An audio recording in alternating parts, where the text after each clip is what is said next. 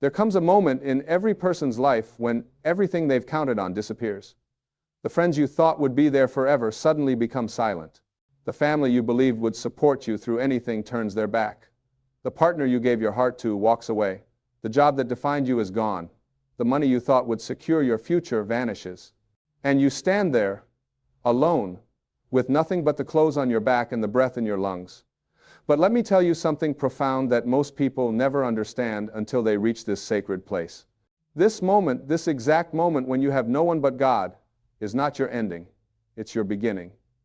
You see, we spend our entire lives building up dependencies.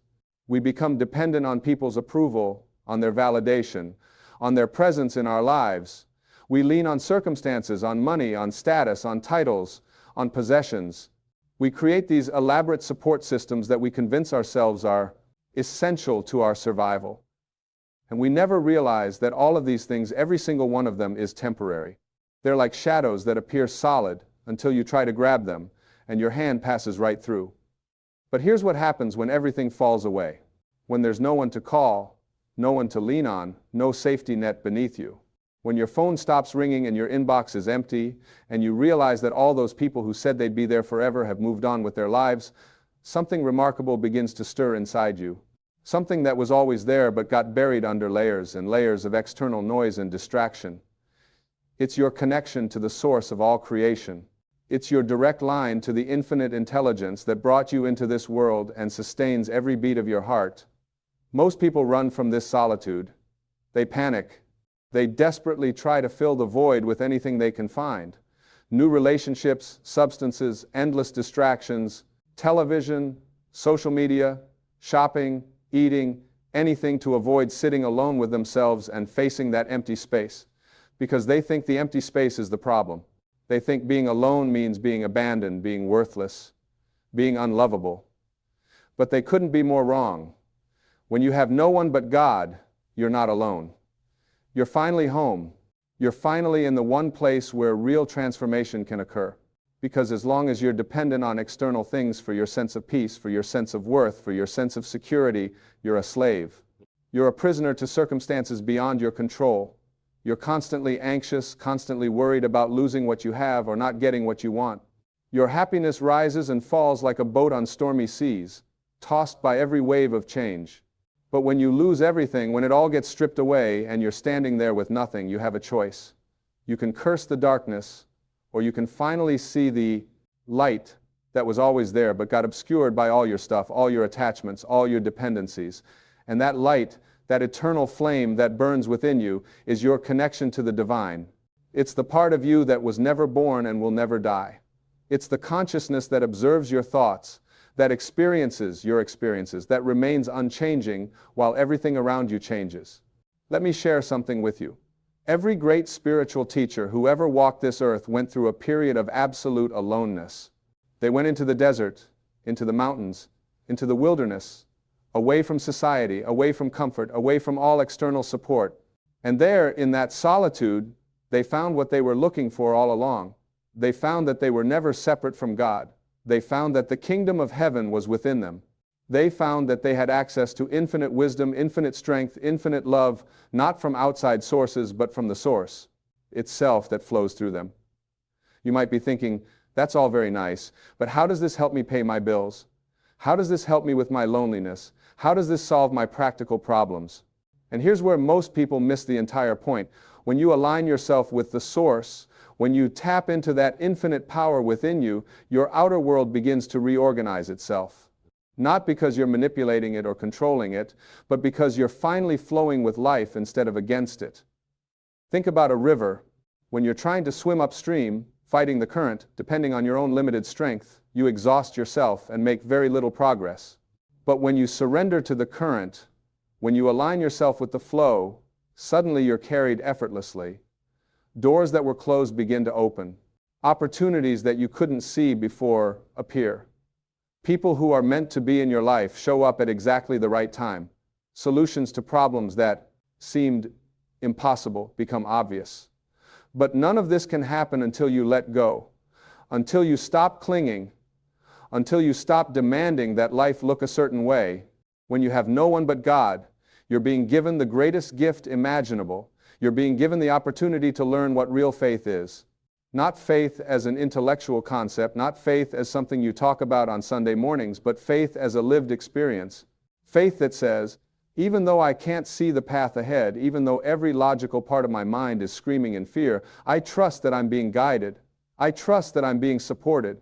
I trust that everything is working for my highest good, even when it doesn't look like it. And here's what's beautiful.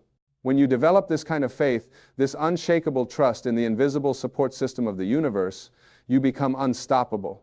Not because you're forcing things to happen, but because you're in harmony with the creative force that moves all of life. You stop being a victim of circumstances and start being a conscious creator. You realize that your thoughts have power, that your beliefs shape your reality, that what you focus on expands.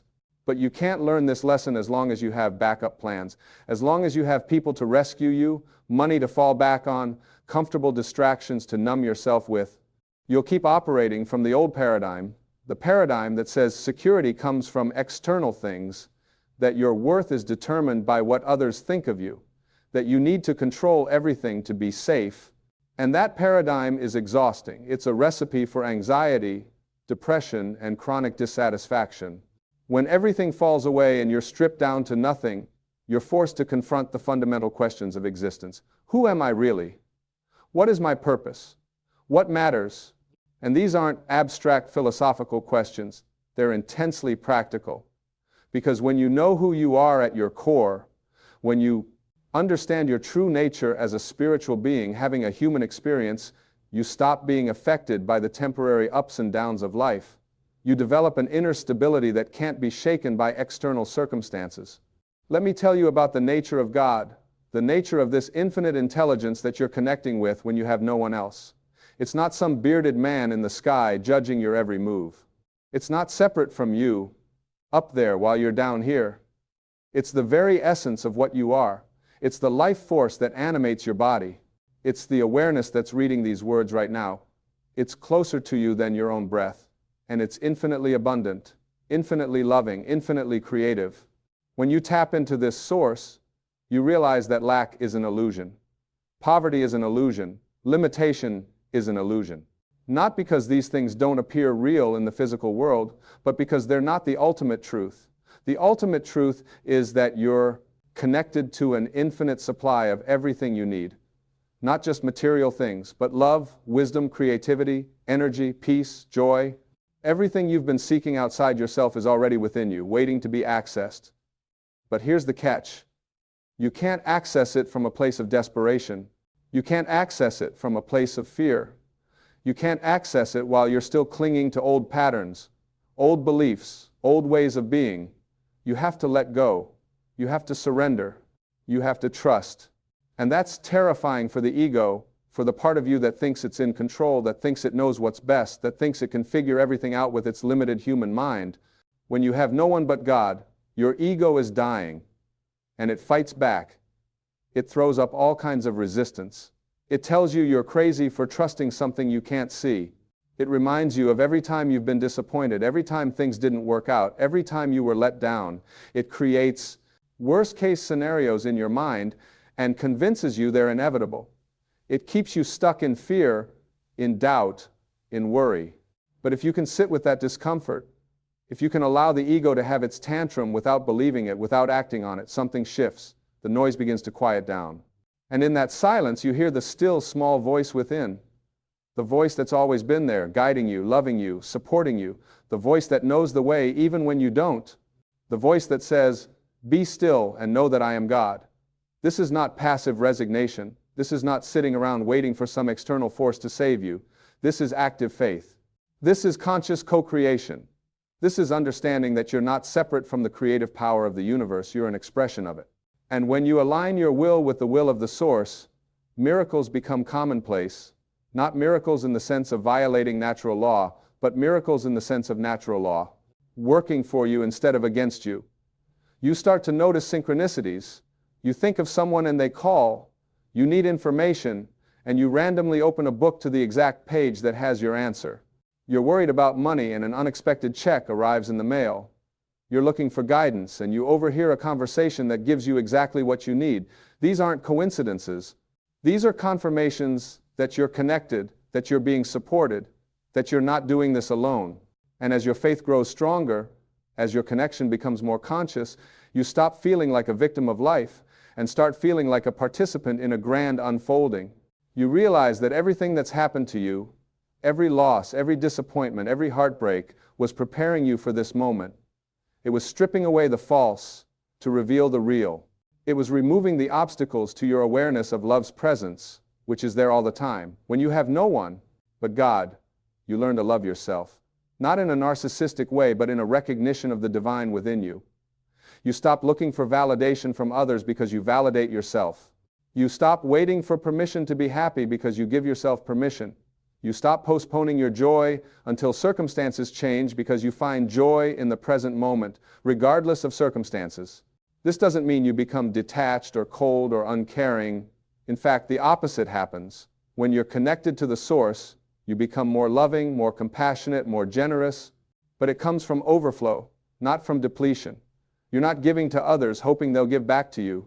You're not being kind because you want something in return. You're simply expressing your true nature, which is love. And here's something most people don't understand.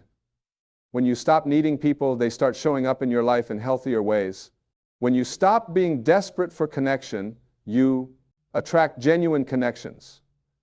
When you stop trying to control how others behave, you start attracting people who are aligned with your values. But it all starts with that period of aloneness, that sacred time when you had no one but God. Because in that solitude, you learn to stand on your own 2 feet spiritually. You learn that your peace doesn't depend on anyone or anything external. You learn that you can be happy regardless of circumstances. You learn that you have everything you need within you. And from that place of wholeness, of completeness, you relate to others as a whole person, not as a needy person looking for someone to complete you. Let me talk about fear for a moment. Because when you have no one but God, fear is going to show up. It's going to be loud and insistent. It's going to tell you that you can't make it on your own, that you need others, that you're going to fail, that you're going to end up homeless or alone or miserable. And here's what you need to understand about fear. It's not real. It's a projection of the mind into an imaginary future that doesn't exist. The only thing that's real is this present moment. Right now, in this moment, are you okay? Right now, do you have air to breathe? Right now, is your heart beating? Right now, are you alive? Yes. So fear is a liar. It's your ego trying to protect you from imaginary threats. And the way you overcome fear is not by fighting it, not by trying to get rid of it, but by acknowledging it and then choosing to trust anyway. You say, yes, I feel the fear, and I'm going to act in faith regardless. Every time you do this, every time you feel the fear and trust anyway, you build your faith muscles. You prove to yourself that you can handle uncertainty. You demonstrate that you don't need to know how everything is going to work out to take the next step. And gradually, the fear loses its power over you. It becomes like background noise that you barely notice because you're so focused on following your inner guidance. When you have no one but God, you also learn the power of prayer. But not prayer as begging or pleading with an external deity. Prayer as alignment, prayer as conversation, prayer as listening. You start to pray without ceasing, not by constantly reciting words, but by maintaining a constant awareness of your connection to the source. You walk through life in a prayerful state, knowing that you're always in the presence of the divine, that you're always being guided, that you're always being loved. And from this place of prayerful awareness, you start to see miracles everywhere. You see God in a sunset, in a child's laughter, in the smile of a stranger, in the perfect timing of events. You realize that the whole universe is conspiring to support you, that there are no accidents, that everything is meaningful if you have eyes to see it. But here's what you have to give up to live this way. You have to give up your attachment to outcomes. You have to. Give up your need to have things look a certain way. You have to give up your timeline for how and when things should happen. You have to give up your limited human ideas about what's possible and impossible. You have to surrender your will to the higher will, trusting that the higher will knows what you need better than you do. This is where most people struggle. They want the benefits of spiritual connection, but they want to stay in control. They want God to be their servant, fulfilling their requests, making their lives comfortable and easy. But that's not how it works. God is not a vending machine where you put in your prayers and get out your desires. God is the intelligence that's orchestrating all of creation, and your job is to align with that intelligence, not to command it. When you truly have no one but God, you become humble, not the false humility that says you're worthless or inadequate, but the real humility that recognizes you're part of something much bigger than yourself. You're a wave in the ocean, and while you have your individual expression, you're not separate from the ocean. And when you recognize this, when you stop trying to be the ocean and accept that you're a wave, you relax. You let the ocean carry you. You trust its currents. You flow with its rhythms. And from this place of relaxation, of surrender, of trust, your life begins to work in ways it never worked before. Not because you're trying harder, but because you're trying less. You're allowing instead of forcing. You're receiving instead of grasping. You're being guided instead of struggling. And life becomes easier, lighter, more joyful. But let me be clear about something. This doesn't mean you become passive. It doesn't mean you sit around doing nothing waiting for good things to happen. When you're connected to the source, you're inspired to action. But it's inspired action, not desperate action. It's action that comes from intuition, from inner guidance, from following the gentle nudges of the universe. And this kind of action is always effective because it's aligned with the flow of life. You start to understand that your job is not to figure out the how. Your job is to be clear on the what and the why, and then let the universe handle the how. You set your intention, you align your energy, you take the next obvious step, and then you get out of the way. You don't micromanage the process. You don't try to control every detail. You trust that if it's meant to be, the path will unfold. And if it's not meant to be, something better is coming. When you have no one but God, you also learn to be comfortable with being different. Because the truth is, most people are living from ego, from fear, from separation consciousness. They're caught up in the rat race, trying to accumulate more, achieve more, prove more. They're comparing themselves to others, competing, judging, criticizing. And when you step out of that game, when you start living from a place of inner connection and trust, you're going to look weird to them. People are going to think you're lazy because you're not stressed out all the time. They're going to think you're irresponsible because you're not worried about the future. They're going to think you're naive because you trust that things will work out. And you have to be okay with that. You have to be willing to be misunderstood. You have to be willing to walk your own path, even when everyone else is going in a different direction. This is where many people give up. They start to connect with the source, they start to experience peace and clarity, and then the people around them criticize or mock or reject them, and they go back to the old way of living just to fit in, just to be accepted. But you can't serve two masters. You can't live from ego consciousness and spiritual consciousness at the same time. You have to choose, and when you truly have no one but God, you've already made your choice. You've chosen truth over approval. You've chosen peace over popularity. You've chosen alignment over achievement. And this choice, this fundamental orientation of your life toward the divine rather than the material, changes everything. It changes how you spend your time, how you earn your money, how you treat other people, how you talk to yourself, what you value, what you pursue, what you let go of. And yes, there will be times when you doubt. There will be times when you wonder if you made a mistake. There will be times when it looks like everyone else is succeeding while you're struggling. But appearances are deceiving. The people who look successful on the outside are often miserable on the inside. They've achieved everything the world told them to achieve and found it empty. They've climbed the ladder only to realize it was leaning against the wrong wall. But you, when you have no one but God, you're building on a foundation that can't be shaken. You're investing in things that can't be taken away. You're developing qualities that will serve you not just in this life, but eternally. You're learning to be a conduit for love, for peace, for wisdom, for healing, and these things are far more valuable than any amount of money or status or recognition. Let me tell you something about provision. When you're aligned with the source, you're always provided for. Not always in the way you expect, not always according to your timeline, but always in the way that's best for you. Sometimes the provision is financial. Money shows up exactly when you need it. Sometimes the provision is relational. The right person appears at the right time. Sometimes the provision is informational. You get the insight or idea or solution you were looking for. Sometimes the provision is internal. You receive the peace or strength or courage to deal with what you're facing. But here's the key. You can't manipulate this. You can't fake faith to get results. The universe knows the difference between genuine trust and strategic calculation. When you're truly surrendered, you're not constantly checking to see if it's working. You're not keeping score. You're not living with one foot in trust and one foot in fear. You're all in. You've burned your boats. You've committed to this path of faith, regardless of outcomes. And when you live this way, fully committed, fully surrendered, fully trusting, you become a magnet for miracles. You become a channel through which the divine can work in the world. You become an instrument of peace, a bearer of light, a source of blessing to everyone you encounter. Not because you're special or superior, but because you've gotten yourself out of the way. You've stopped blocking the flow with your ego, with your fear, with your limited thinking. When you have no one but God, you realize that you never needed anyone else in the first place. Not because people aren't wonderful and valuable, but because everything you were seeking from them you already had within you. You wanted them to make you feel loved, but you are love.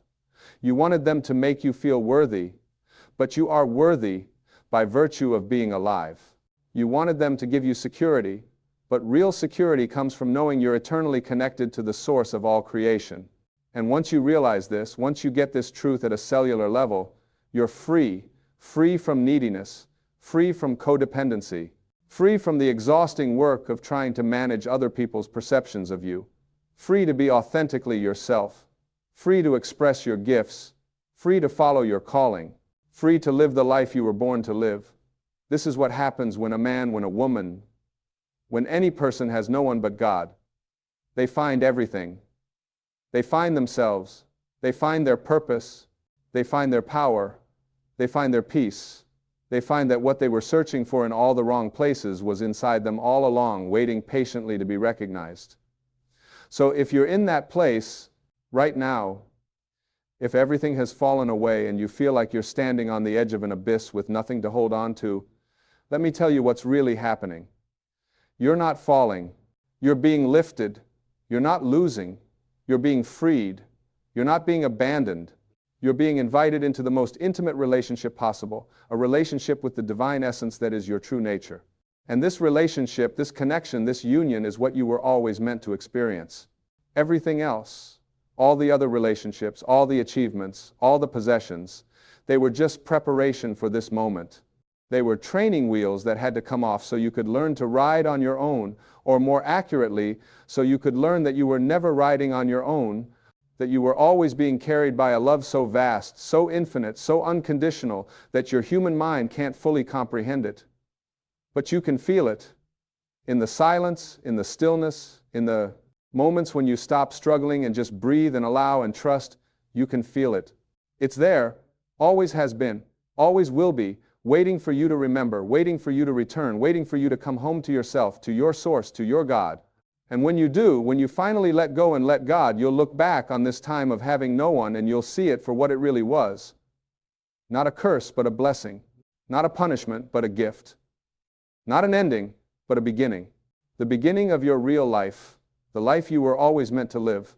The life of freedom and peace and joy and love that flows from being connected to something greater than yourself, something that was never separate from you, something that you are and have always been. This is the truth that will set you free. Not the truth you read in a book or hear in a sermon, but the truth you live, the truth you experience, the truth you become. When you have no one but God, you have everything. And once you know this, really know this, not just intellectually, but in every cell of your being, you can never go back to the old way of living. You can never again believe the lies that you're alone, that you're not enough, that you need something or someone outside yourself to be complete. You are complete. You are whole. You are connected. You are loved. You are supported. You are guided. You are provided for. Always have been. Always will be. And now, finally, you know it. Not because someone told you, but because you've experienced it. You've walked through the fire and discovered you can't be burned. You've descended into the darkness and found the light within. You've lost everything and found what can never be lost. This is your inheritance. This is your birthright. This is who you really are beneath all the layers of conditioning and fear and false belief. You are a spiritual being, infinite and eternal, having a temporary human experience. And when you remember this, when you live from this truth, when you align with this reality, everything changes. Not because the world changes, but because you change. And when you change, your experience of the world changes. So stand firm in this knowing. Rest in this truth. Trust this process. You're exactly where you need to be. Everything is unfolding perfectly. And even though you may have no one in the physical sense, you have everything in the spiritual sense. You have the one thing that matters. You have God. You have the source. You have the infinite creative intelligence that formed galaxies and set stars in motion and brought you into being for a purpose that only you can fulfill. Walk in that purpose. Live from that connection. Be that love. And watch as your life transforms from the inside out, as doors open that you didn't even know existed, as provisions appear that exceed your expectations, as peace floods your being regardless of circumstances, as joy becomes your natural state, as you become a living example of what's possible when you surrender to the divine flow. This is your time. This is your moment. This is your opportunity to break free from every limitation, every fear, every false belief that's held you back. The fact that you have no one but God is not a tragedy. It's a liberation. It's an invitation. It's a sacred opportunity to step into your true power, your real identity, your divine nature. Take it, trust it, live it, and you will never be the same.